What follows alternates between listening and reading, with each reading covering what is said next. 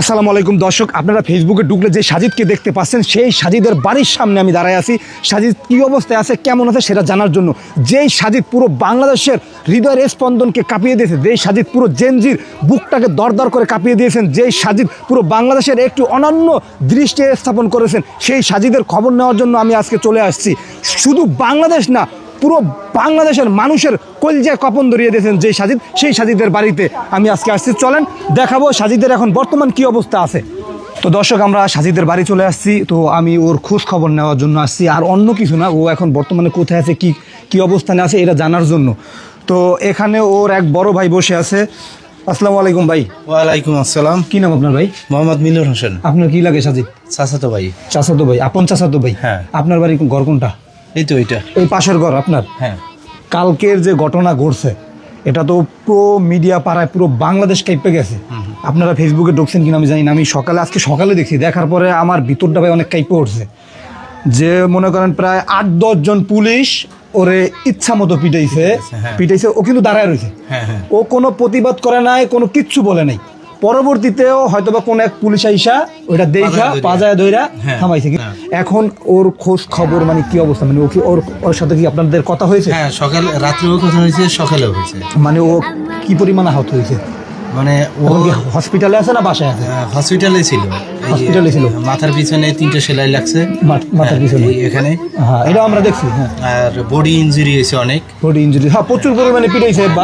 লাঠি দিয়ে পুলিশে প্রচুর পরিমাণে পিটাইছে। এটা তো ইনজুরি হওয়ার কথাই। আমার মনে হয় আর 2-1টা বাড়ি যদি লাগতো, মনে হয় ওই পুলিশটা যদি না ধরতো তাহলে ওখানে শুয়ে পড়তো, থাকতে পারতো না, দাঁড়ায় থাকার মতো না। তো এখনো আলহামদুলিল্লাহ কি অবস্থায় আছে? ও সকালে মিটফোর্ড হসপিটালে গেছে, ওখানে সিটি স্ক্যান করার কথা। সিটি স্ক্যান করার মাথায় যে কোনো সমস্যা হলো কিনা। আচ্ছা, তো সিটি স্ক্যান করার পরে রিপোর্ট বের হলে জানতে পারবেন যে কি অবস্থা।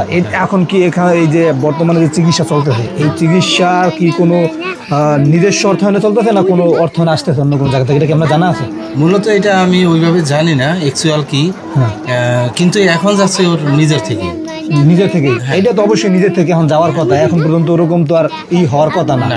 তো এই সাজিদের জন্য পুরো বাংলাদেশের কলিজা কাঁপতেছে এখন থরথর করে। এই সাজিদ এমন একটি মানে দৃষ্টান্তমূলক কাজ করে দেখাইছেন, এমন একটি মানে কাজ করছেন যেটা পুরো বাংলাদেশের ইতিহাসে লেখা থাকবো, আজীবন লেখা থাকবো।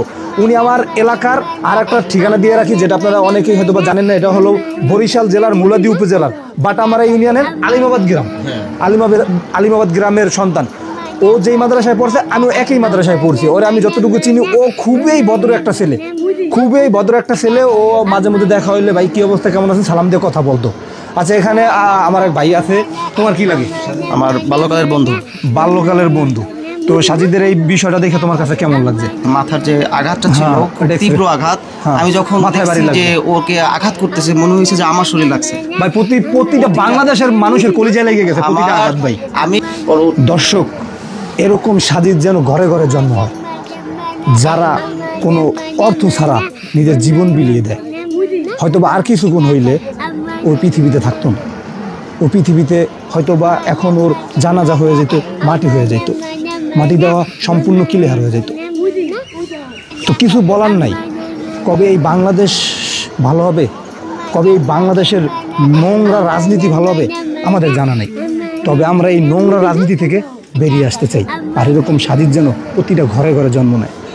সবাই ভালো থাকবেন। আল্লাহ হাফেজ।